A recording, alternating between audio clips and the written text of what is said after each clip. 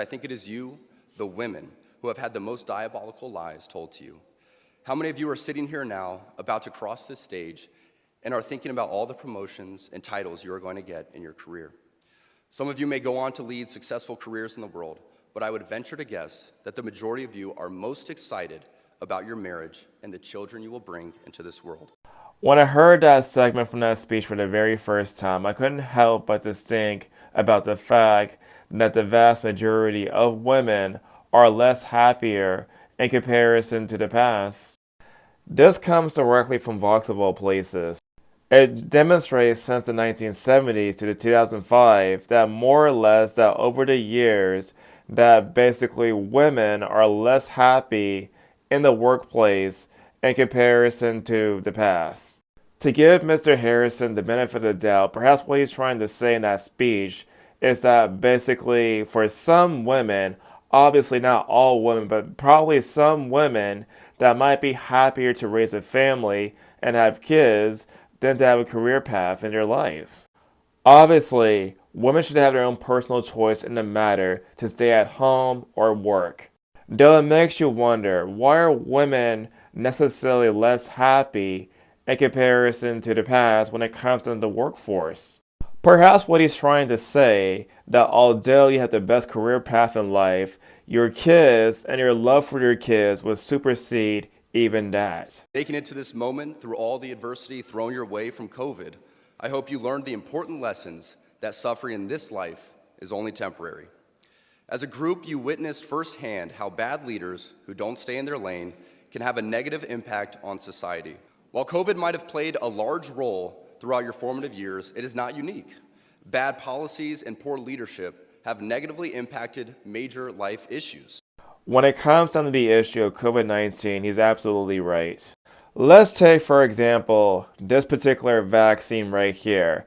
It is well known that this particular vaccine actually caused blood clots after people take it. Throughout the whole entire pandemic, the government overused its power to stomp on liberties for people. There was a protest in Canada that basically froze the bank accounts for truckers. You had people in Australia that couldn't even walk their dog without actually getting in trouble. And businesses and government employees were forcing people who work at their companies or their governmental office to take a vaccine that could possibly damage their health. The world around us says that we should keep our beliefs to ourselves whenever they go against the tyranny of diversity, equity, and inclusion. We fear speaking truth because now, unfortunately, truth is in the minority. When it comes down to diversity, equity, and inclusion, of course, those words sound nice on paper, but in practice, the ideas are horrific, largely because businesses, since the death of George Floyd, have been using policies to openly discriminate people based upon their skin color. Since 2012, race relationships actually has gotten down in comparison to past years. The most famous case was actually in Harvard University, where they actually discriminate Asian students and white students based upon their skin color. I am certain the reporters at the AP could not have imagined that their attempt to rebuke and embarrass places and people like those here at Benedictine wouldn't be met with anger, but instead met with excitement and pride.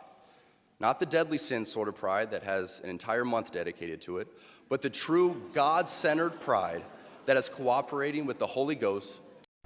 When it comes down to gay rights, I actually agree with the notion of gay marriage and have no problem with somebody being gay, bisexual, or transgender. As a matter of fact, in 2012, I voted in favor of gay marriage.